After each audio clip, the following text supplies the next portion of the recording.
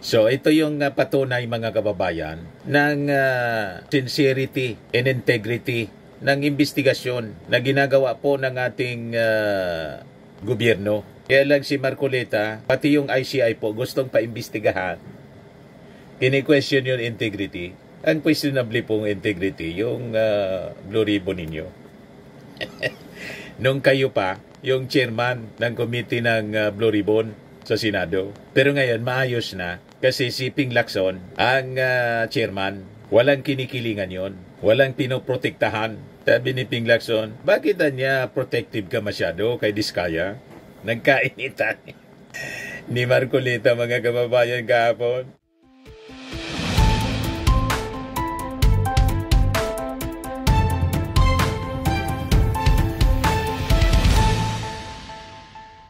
Hello po mga kababayan, si Dante Maravillas, Bicolano vlogger, broadcast journalist from Albay. So ngayon mga kababayan, yung mga assets, sasakyan, eroplano, helicopter ng mga sangkot sa flood control scam mga kababayan, frenis na ng ating gobyerno. So makikita natin dito kung gaano kasinsiro. First time natin ito mga kababayan sa kasaysayan ng DPWH na ganito ang naging aksyon ng ating gobyerno. Nalabanan talaga ang massive corruption. And this time, ito yung mga latest na balita.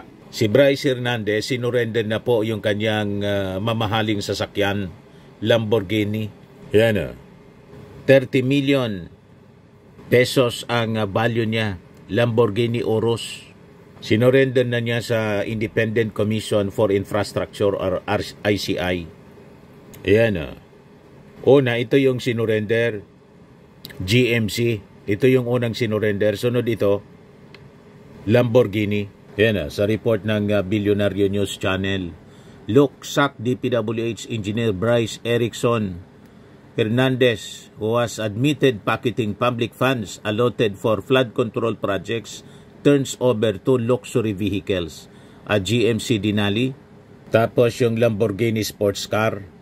Ayan yung kanyang pag-turnover mga kababayan. Kanina lang.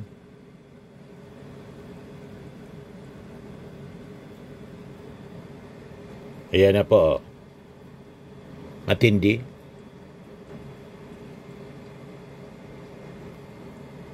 So yan na siya, nakagarahin na mga kababayan sa opisina ng ICI, Independent Commission on Infrastructure.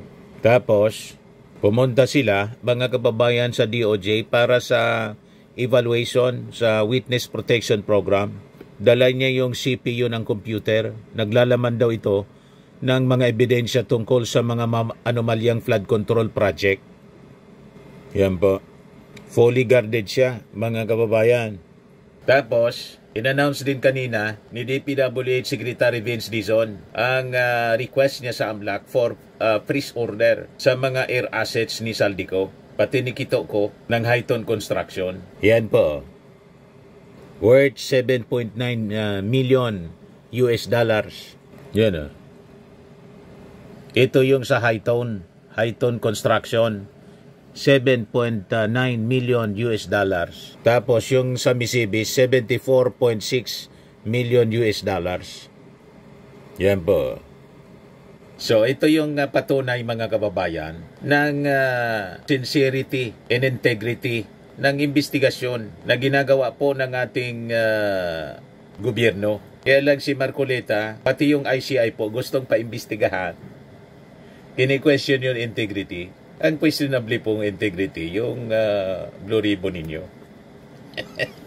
Nung kayo pa, yung chairman ng committee ng Blue Ribbon sa Senado. Pero ngayon, maayos na kasi si Ping Lacson, ang chairman, walang kinikilingan yon, walang pinoprotektahan.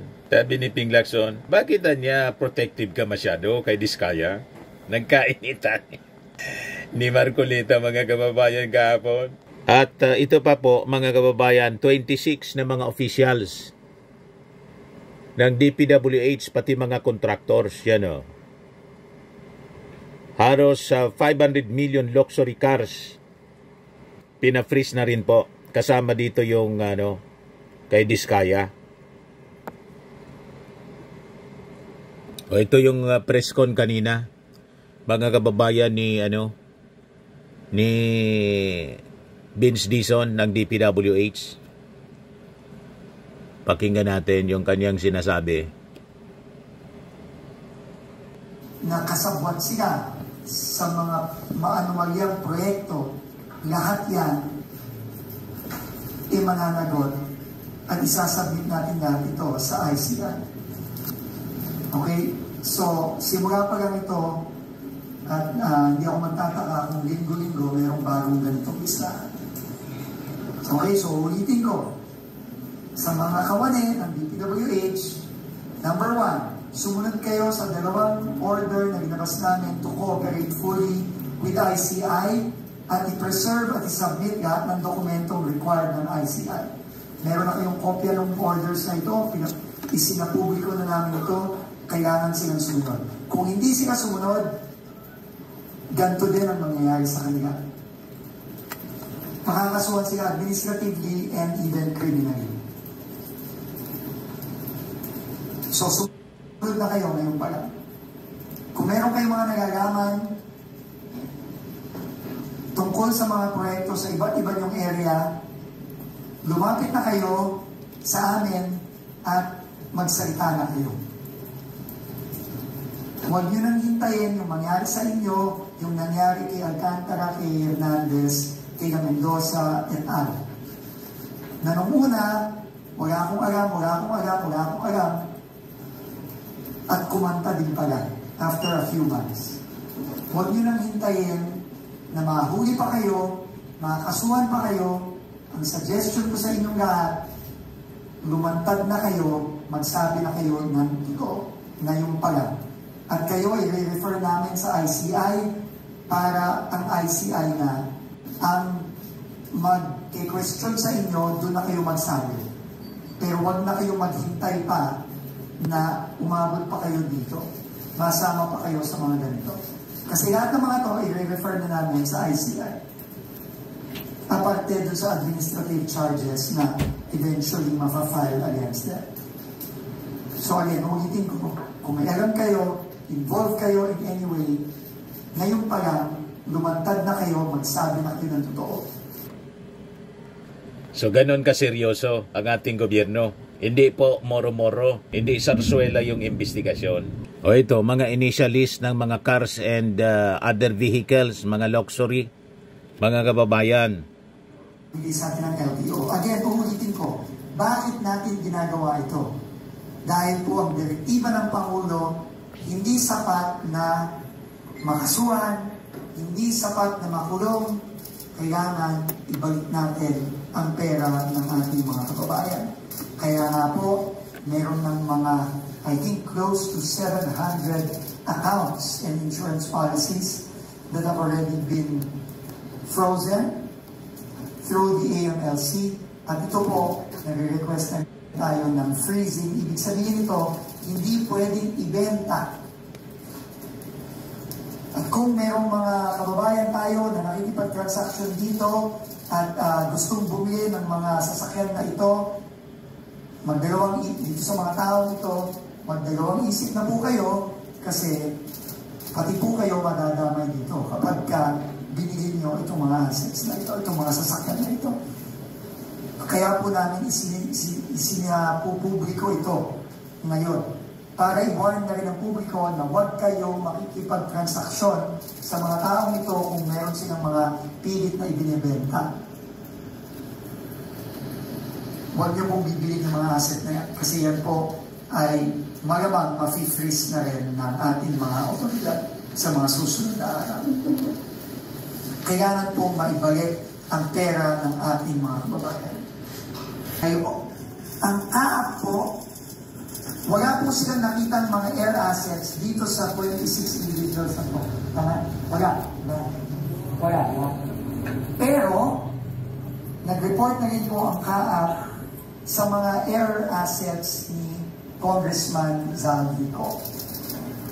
At ito po ay isasubmit na rin natin sa AMLC, sa ICI at sa DOJ. Alam niyo naman po, nagsabi na po ang DOJ kahapon na pinapa-freeze na nila sa AMLC ang assets. So, para tulungan natin ang investigasyon ng ICI at ng DOJ, susulat na po kami ngayon dahil nagpadala na po ng sulat ang kaap sa amin, si General Raul del Rosario, sa 11 registered air assets ni Congressman Zaldico, which I will show you today.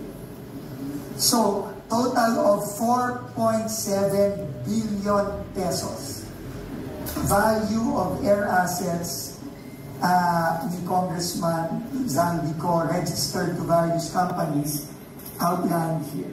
So first, under Mitsubishi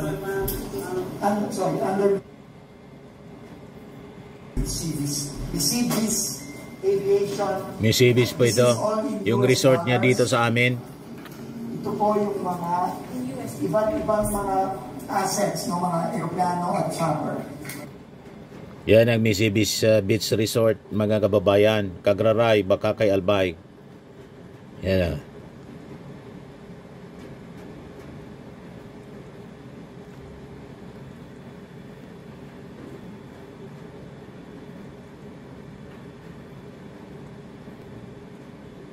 Malaburakay po siya. Dito sa amin, sa Albay mismo, Bakakay, Albay. Yan.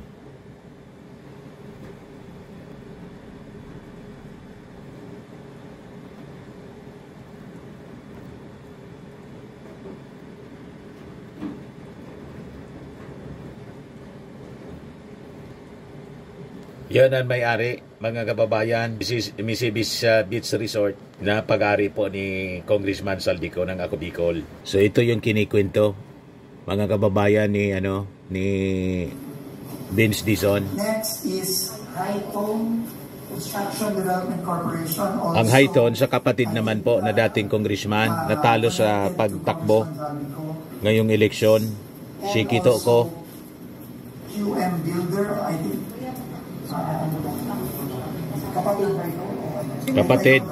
Kapatid ni Zaldico. Ito po ang example ng mga helicopter at air assets na ang total po nito ay 4.7. Total value is close to 5 billion pesos or 4.7 billion pesos. So we have also written the AMLC, the DOJ, and also the ICI, informing them about this, and we will leave it up to them to what to do with these assets. No? So, ano po? So, nagabas na po ng freeze order ang NBI according to, nag-request na po ng freeze order ang NBI sa AMLC according to Secretary Boy Remulla, and I have already informed Secretary Remulla that these air assets have already been submitted to us by CAAP, and we are forwarding this to DOJ, ICI, and AMLC today. O ngayon, ito yung press con kanina, press briefing ni Yossi Castro tungkol dito sa mga investigasyon sa flood control. Mukhang nasubaybayan naman po ni Presidente yung Senate hearing. Kasi kahapon po inamin ng assistant engineer ng First District ng Bulacan na substandard yung lahat ng proyekto doon sa kanilang distrito. Ano pong reaksyon ng Pangulo dito? Unang-una po, nakakalungkot na malaman yan. Hindi lamang po ang Pangulo ang malulungkot. Lahat po tayong taong bayan ay malulungkot po sa nakita at nasabing ganyan na kumbaga itong mga proyektong to ay para sa kalahatan, para sa ikagiginhawa ng mga kababayan natin. Pero ang mga gumiginhawa ay yung mga tao lamang na siyang nagpapayaman. Po, nabanggit rin, ibinulgar ni Secretary Angara na mayroong higit 1,000 classrooms na na-turnovers ng DPWH sa DepEd ang hindi nagagamit kasi hindi tapos. Ano pong gagawin dito? May direktiba na ba ang Presidente?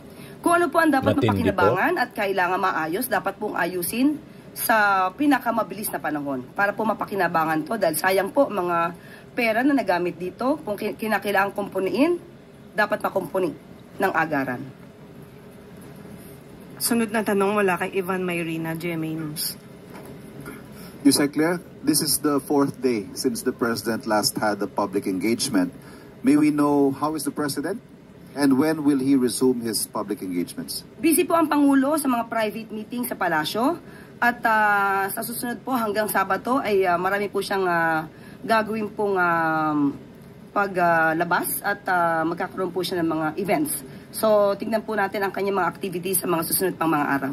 Was there any form of threat against the President, which is why he had to stay away from public engagements in the last 3-4 days? Wala po. Wala pong nararamdaman sa kasalukuyan na threat.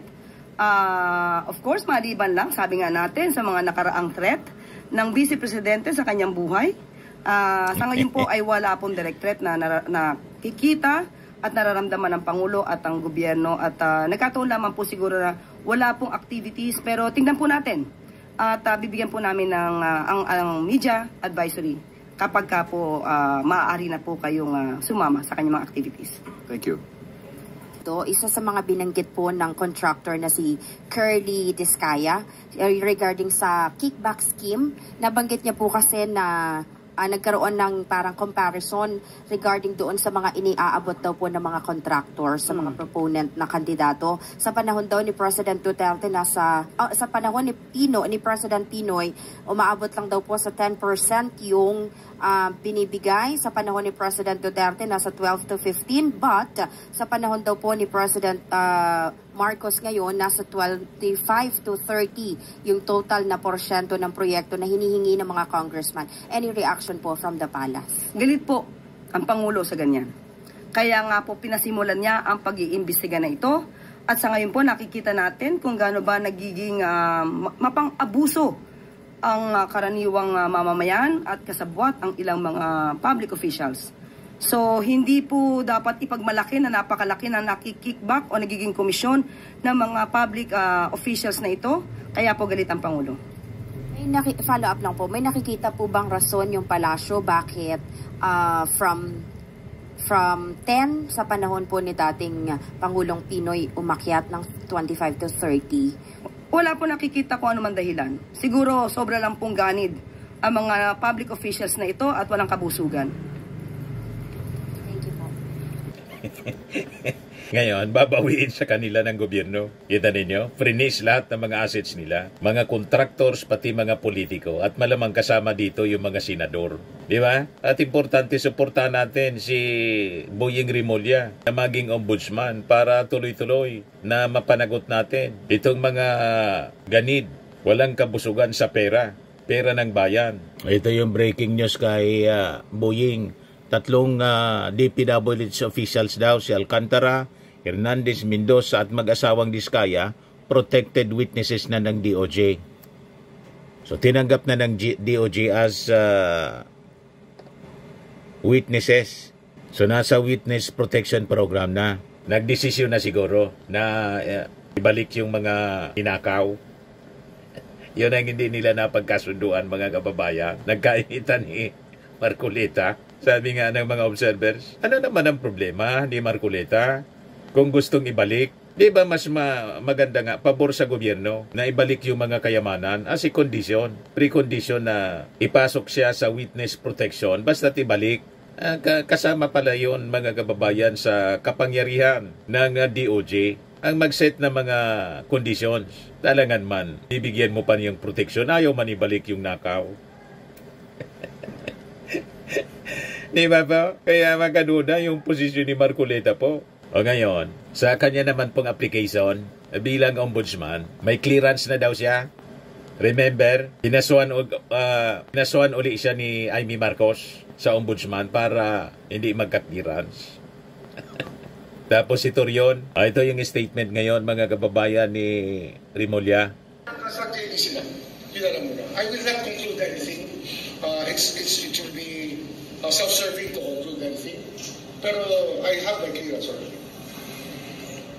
Okay. So, importante na maging susunod na ombudsman, mga kababayan. Itong si Rimulya, sana siya ang kunin ng ating Pangulong Bongbong Marcos. Pero yung pangalan niya nasa JBC pa po. Hintayin na lang po natin para tuloy-tuloy ang paglaban sa korupsyon po na lumala Kasi wala man pong administrasyon na naging seryoso sa paglaban sa korupsyon. Ito lang yung ating Pangulong Bongbong Marcos. Kaya itong flood control scandal po, dekada na po ito. Nakasanayan na nila ang magnakaw sa gobyerno. So, nakita ninyo kung gaano katindi, seryoso. Kaya sabi ko nga po mga kababayan, itong gustong tanggalin yung ating Pangulo, dinidestabilize ang ating gobyerno. Malamang sa malamang, pinupunduhan ng mga politiko na sangkot po sa korupsyon. Kaya kailangan nilang tanggalin yung ating Pangulo para kung halimbawa mapalitan, alam na ninyo kung sino yung papalit. Tigil na po ang investigasyon. Tuloy ang korupsyon. Di ba po, mga kababayan? Malinaw na ganun ang intensyon. O ngayon, yung sa rally na naging magulo, nagkarayot, isa sa mga itinuro na nasa likod, si Topacio. Yan o. Ngayon, dumipin sa si Topacio na yung lighter daw, na sinabi ng isa nilang kasamahan doon sa rally, sa Liwasang Bonifacio, na inda na ang mga lighter at lulusob na sa Midjula. Ang depensa ni Topacio, gagamitin lang sana nila sa candle vigil ang mga lighter. Kaya sabi ni Jesus Falsis, Attorney Jesus Falsis, do you believe him?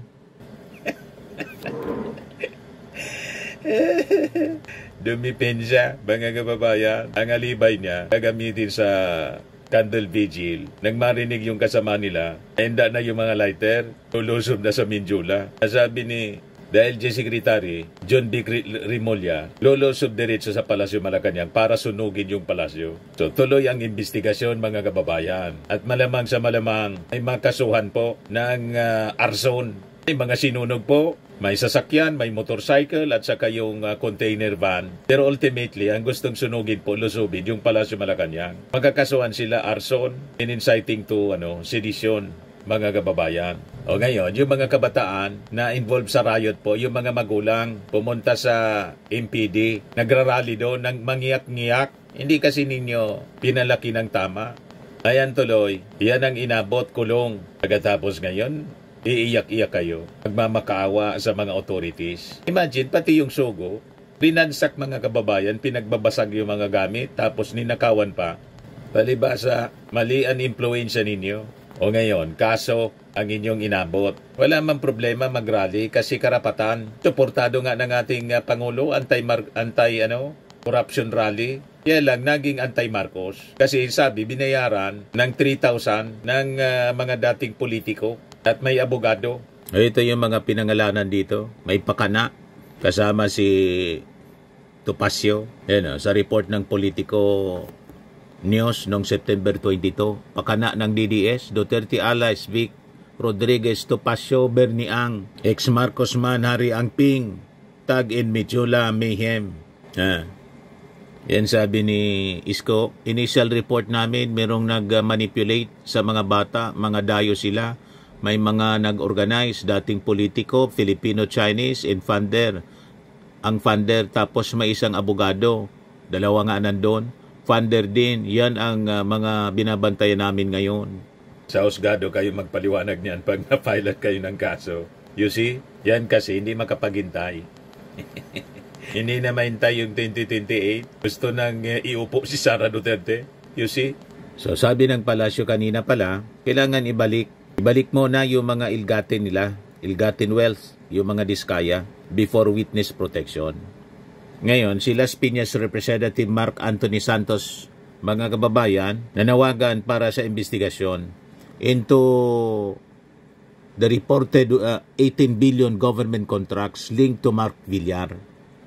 So baka si Mark Villar, mga kababayan, yung isa sa 6 na mga senador na incumbent, dadagdag mga kababayan doon sa lista. Kasi sabi ni Bryce Fernandez, other than yung mga napangalanan ng senador, si Jinggoy, si Villanueva, tapos si Bong Revilla, may iba pang senador. Dalawa daw na former senator, na yung isa na pangalanan na si Bong Revilla, may isa pa. Tapos, may dalawa pang incumbent na senador. Hindi pa niya pinapangalanan. So, kaabang-abang mga kababayan sa mga susunod na araw. Abangan natin po.